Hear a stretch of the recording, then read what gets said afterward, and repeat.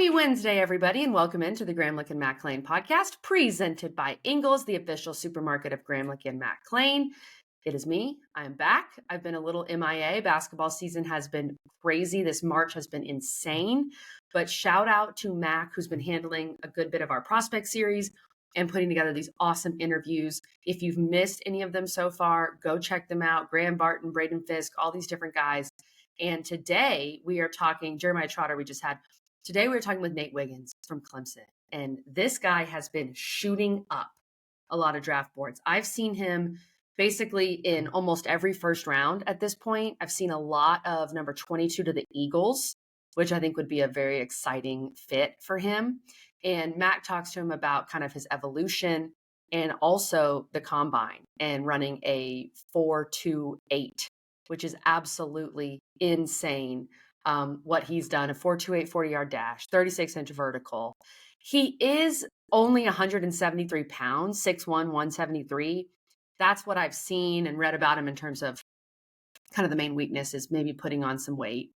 But you can't overlook the 40 time, and that's the really important thing. And I also liked what he said, where he said, the main thing at the combine was people just figuring out who I am because I'm only 20 years old, which I thought was really telling. So he's definitely a young guy. You can tell that, but the potential is absolutely there. And to have a 4.28 40-yard dash is something that you cannot make up for. Like that is enough to get you taken very high. So excited for Nate Wiggins and the possibility. I also saw some really, thinking back on his season, I saw some crazy stats about what he did against Florida State when he was up against Keon Coleman and Johnny Wilson, not allowing a single catch on 5 targets and broke up one of those passes.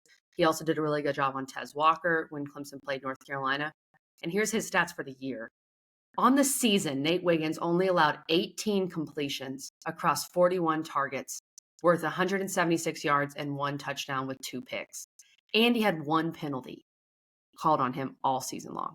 Pretty crazy when you look at Nate Wiggins. So excited for this interview. Eric McLean does an awesome job. Let's get to a message from Ingles, and then we will talk to Nate Wiggins. Did you know that Ingles sells more organics than any other store? Or that they run their own dairy? Or that they only serve USDA choice and prime meat? Did you know that they have more local craft beer than any place else? Or that they have Energy Smart stores? Or that they professionally slice and package imported cheese from Europe?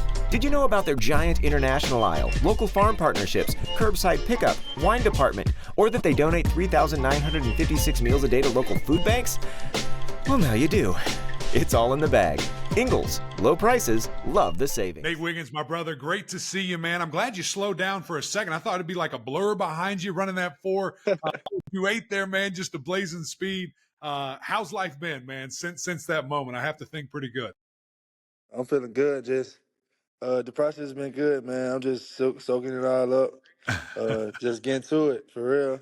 Yeah, I have to imagine it's pretty surreal just to be living this, because that's what we all dream, right? At the end of the day, as a football player, we all want to go and be at the highest stage, and obviously you did that in college, and now this is what's next. How about leading up to it? We're going to kind of be all over the place a little bit here with our time, but training and stuff. You're a fast guy. You're used to that, but how was the training compared to your normal football training? Yeah, it was totally different. It was just like a lot of stuff I did in college that I had to do for just the combine process. It was different, but I mean, it worked out in my favor, so it was good.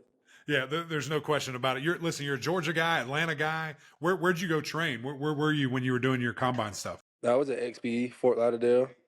Very good. A lot of guys go down there, right? Is that just the track? Like that's where all the fast guys go, or what? Yeah, if you're fast and you wanna get faster, you need to go.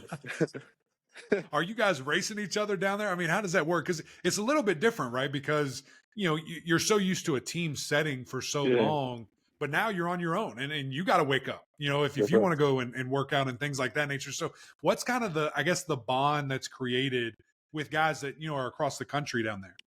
Yeah, it really just like all people from like across the country, like you said. It's just the bond is like we all trying to get to the same thing, and it's like it's just a brotherhood for real. It's just like we carried a brotherhood there for like 2 months. We we gonna see each other every day, so like we might as well create a brotherhood. So Right. Might as well be friendly. Was there yeah, anybody in particular that maybe you got a little closer with? It's always fun for me to kind of hear these stories.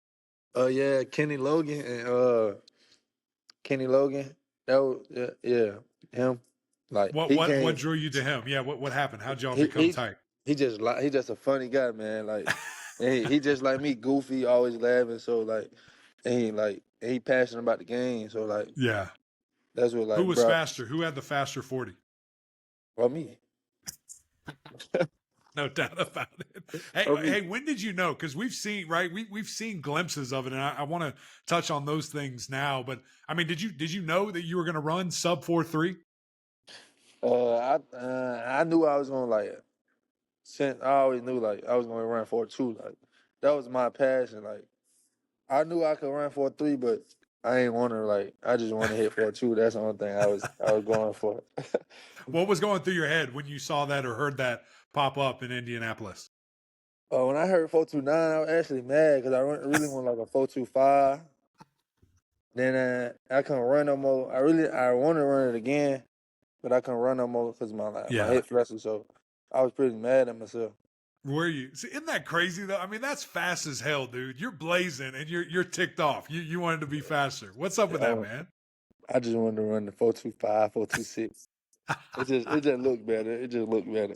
Okay. I'd tell you what, 4.28 is pretty sick, and it raised a lot of eyebrows and got a lot of people excited. Just going through that process, man, because the combine it's such a long deal, right? Like a lot of people just think it's on the field, the drills, the jumping, the run, all those different things, but it's so much more than that. Yeah. Can you walk me through your time in Indianapolis and just different things that you were doing while you were there? It's just like the medical. You just be just at the doctor's like 10 a.m. to like 7 a.m. at night. So you really just got to be Wow. like patient. And you can't just let it stress you out. I mean, and like the meeting part of it, like you meet probably like 20 teams day and night. So it's just like me really just gotta be focused, keep the main thing. Like just keep football and whatever you striving for, the main thing. Yeah. Yeah. What were some of those meetings like? I mean, are they getting to know you? Are they trying to see how much ball you know? Or are they just, finding out who Nate Wiggins is? I mean, what are those things, like when you're sitting down with those teams? I mean, most of my meeting was just finding out who Nate Wiggins was since I'm like 20 years old. So that was like, I mean, basically I know a lot of ball, so they already knew that. So they were basically like trying to find out like who I am as a person for Yeah. real. Yeah. That's awesome, man. I'm sure that was a ton of fun seeing those guys being in that moment. And, So it's elite, right? Like there's only a handful of people invited to this thing. And yeah. especially when you get position to position, how cool was that? And how did you find out? I mean, did you get an email, a phone call? How did you find out you were invited to the NFL Combine? I got a phone call, and when I got the phone call, I was pretty like all the hard work I did, it paid off, Yeah, and I was happy for myself because like that's amazing. we growing up watching it every year, so like Yeah.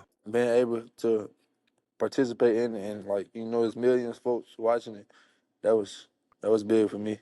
Yeah, they're tuned in. They want to see that movie, and you Yeah, put on a show. You put on a that's show, right. absolutely. Let's get into your play a little bit, man, and let's talk about Clemson because when you put on the tape, I mean, it's the definition of a cornerback. I mean, you're everything that people want. You've got the great size, obviously the speed.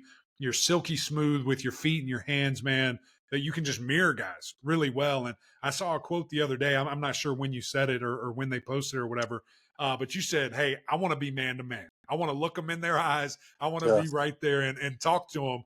Where does that come from? Where does that mindset and how you play the game come from? I really think it come from just where I grew up from, just being like just a lot of brothers, and just my mindset is just like I gotta get it. Like we Yeah. gotta go get it. So I feel like where I come from, the area I come from, that it just made my mindset think like that. I love that, man. And then how about when you're on the field? I mean, why are you so comfortable in man to man, and almost I would assume prefer to be in man to man? Because I know like a lot of receivers can't run past me, and I'm a good technical, sound cornerback. So I know like you're not gonna get me with a lot of stuff. So I know like I can be pressed up, I can be in somebody's face, and they ain't gonna like that. They're not ready for that. They're not ready Yeah, for that action. I ain't ready for that. A lot of cornerbacks don't do what I do. So Yeah, yeah, I love that, man. And is that something like, I mean, have you had that since you've been playing the game? Did you, develop with coach at Clemson? I mean, where did that really confidence? I mean, it's oozing out of you right now when we're talking about this in your game from a man to man perspective come from? I actually used to play receiver.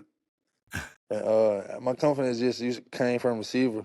I just used to Yeah, like run past a lot of guys. So I mean, I just started confident. And when I switched to cornerback, my instinct just of routes, just I mean, how like my instincts of routes. Man, I guess yeah. like my confidence come from just me Mm. knowing the ins and outs about receivers. So it helped me like cover routes too. Right, right. So you can kind of anticipate what these guys are going to do, and based on the release or the hand movement, whatever they're trying to do. When did Yes, you sir. make that switch? Was that in high school or what? My senior year of high school. Oh, was it? So you played receiver for a long time. Why did you decide to switch to cornerback? Uh, I mean, a lot of folks are telling me it's not that many cornerbacks that like can run 4.2s, 4.3, and that can lock people down. So I mean, I just switched. Like I seen there's a lot of receivers that can run fast, but there's not a lot of cornerbacks that can lock down the side of the field. So Wow. I knew I can have a better chance. Yeah, yeah. So I mean, absolute business decision. So did you play both ways before and then just kind of commit, or have you Yes, sir. just exclusively? Okay, I played both sides in high school. Yes, sir. okay. So it wasn't like a cold turkey thing. Hey, I'm playing this out of nowhere and I'm picking it up. I'm a 5-star Yeah, immediately. I started corner though. It was cold. I used to play safety. I ain't play corner. I was And playing that's a safety. different beast, right? Tell Yeah, people why that is so different, because safety, it's almost like a bit of a net, where you yeah. have, right up on somebody. How different is that position from each other? Just corner, you just gotta be like, you gotta make little mistakes. Like you gotta have a mindset that's like somebody gonna catch the ball on you, so you gotta go to the next play. And safety is more like you covering the most of the field. You really don't have a man, so it's like it's like different. You gotta have a different mindset for real. Yeah, yeah, I like that. And one thing that I think is interesting that we talk about here, and we've been talking about your coverage and your speed and size and things of that nature. But I mean, you're a physical guy too. Like you'll hit people. You're not afraid of contact, and that's maybe a little bit different from the corner position. Maybe those safety routes. Why do you take such pride in being such a physical guy at the position as well? Because I know like receivers don't like to get hit. And I know like when they get hit, they tend to tense up.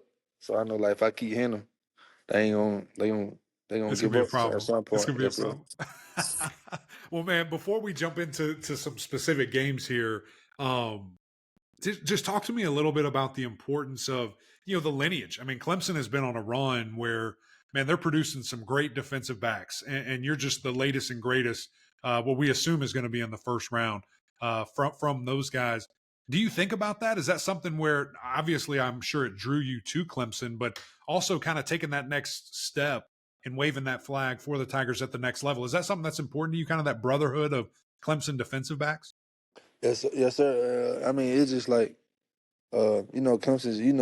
Like you said, it's Clemson a brotherhood. So like, I mean, everything about the league, it's just gonna bring us together closer. So I feel great about it. Yeah. Yeah. I love that, man. All right. Walk me through a couple of these plays and we'll get you out of here. I'm grateful for your time. Yes, sir. When you're hawking these guys down, and, we had the Miami play where you're forcing the fumble, and then the North Carolina play where you guys actually got it and got the touchback.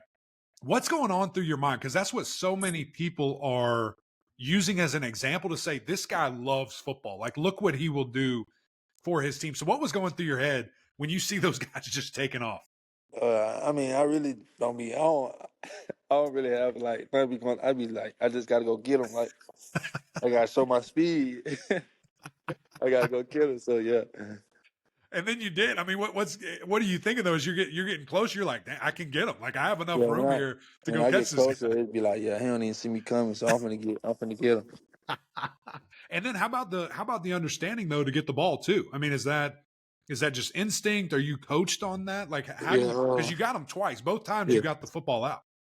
But like when I'm running behind, I always look like if he's carrying the ball, like wobbly or he got it tight. So sometimes I know like when ball carriers when they don't see like the defender, they had the ball like loose. So I know like if you don't see me coming, I'm just swipe at it every time.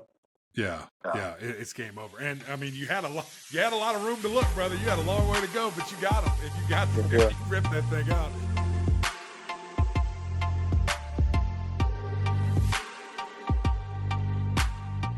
Thanks again to Nate Wiggins for joining us. Really appreciate his time and talking with Eric McLean, and appreciate Eric McLean for how he's handled a lot of these and done an awesome job.